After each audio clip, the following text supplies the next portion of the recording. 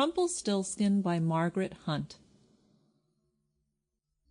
Once there was a miller who was poor, but who had a beautiful daughter.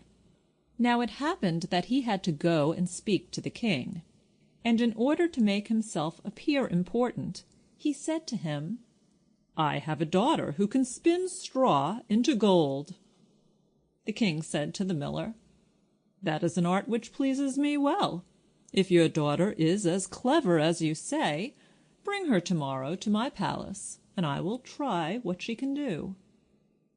And when the girl was brought to him, he took her into a room which was quite full of straw, gave her a spinning wheel and a reel, and said, "Now set to work, and if by tomorrow morning early you have not spun this straw into gold during the night, you must die."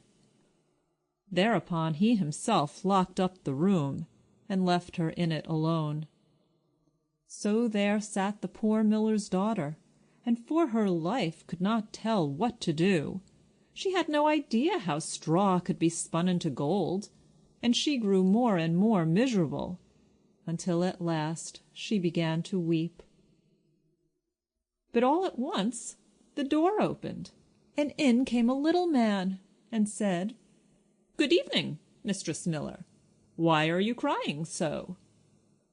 "Alas," answered the girl, "I have to spin straw into gold, and I do not know how to do it." "What will you give me," said the manikin, "if I do it for you?" "My necklace," said the girl. The little man took the necklace, seated himself in front of the wheel, and whir, whir, whir, 3 turns, and the reel was full. Then he put on another, and whir, whir, whir, 3 times round, and the second was full too. And so it went on until the morning, when all the straw was spun, and all the reels were full of gold. By daybreak the king was already there, and when he saw the gold, he was astonished and delighted. But his heart became only more greedy. He had the miller's daughter taken into another room full of straw, which was much larger, and commanded her to spin that also, in one night, if she valued her life. The girl knew not how to help herself, and was crying, when the door opened again, and the little man appeared, and said, "What will you give me if I spin that straw into gold for you?"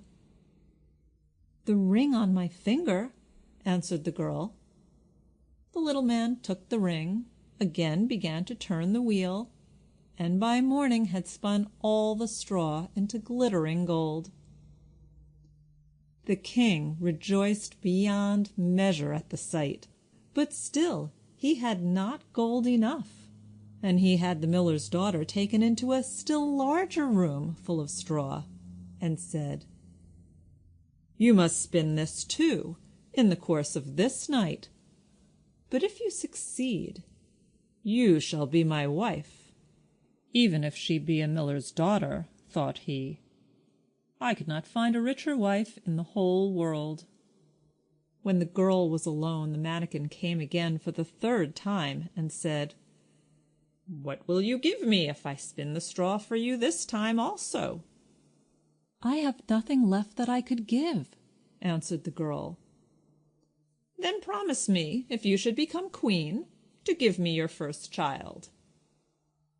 "Who knows whether that will ever happen?" thought the miller's daughter, and not knowing how else to help herself in this strait, she promised the manikin what he wanted, and for that he once more spun the straw into gold.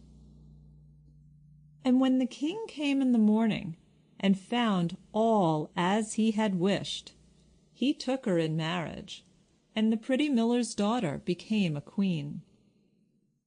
A year after, she had a beautiful child, and she never gave a thought to the manikin.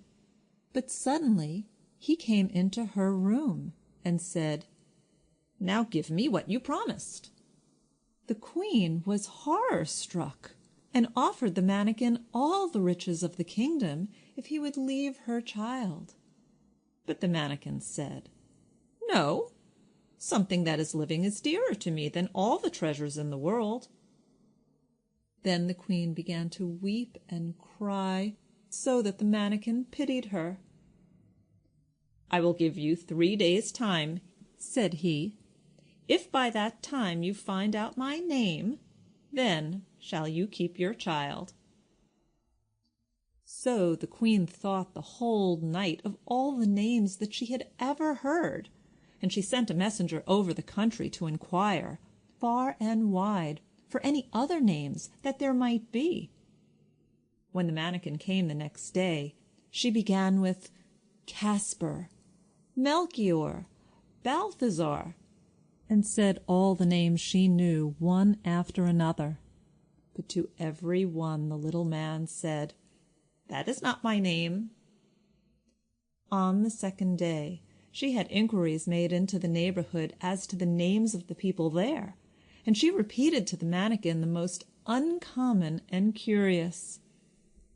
"Perhaps your name is Short-ribs, or Sheepshanks, or Lace-leg."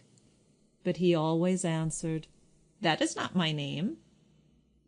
On the third day the messenger came back again and said, "I have not been able to find a single new name, but as I came to a high mountain at the end of the forest, where the fox and the hare bid each other good night, there I saw a little house, and before the house a fire was burning, and round about the fire quite a ridiculous little man was jumping. He hopped upon one leg and shouted, 'Today I bake, tomorrow brew, the next day I'll have the young queen's child. Ha! Glad am I that no one knew that Rumpelstiltskin I am styled.'" You may imagine how glad the queen was when she heard the name. And when soon afterwards the little man came in and asked, "Now, mistress, what is my name?" At first she said, "Is your name Conrad?" "No." "Is your name Harry?" "No." "Perhaps your name is Rumpelstiltskin?" "The devil has told you that! The devil has told you that!" cried the little man, and in his anger he plunged his right foot so deep into the earth that his whole leg went in.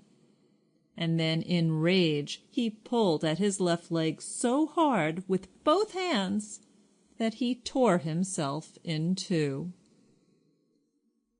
End of Rumpelstiltskin.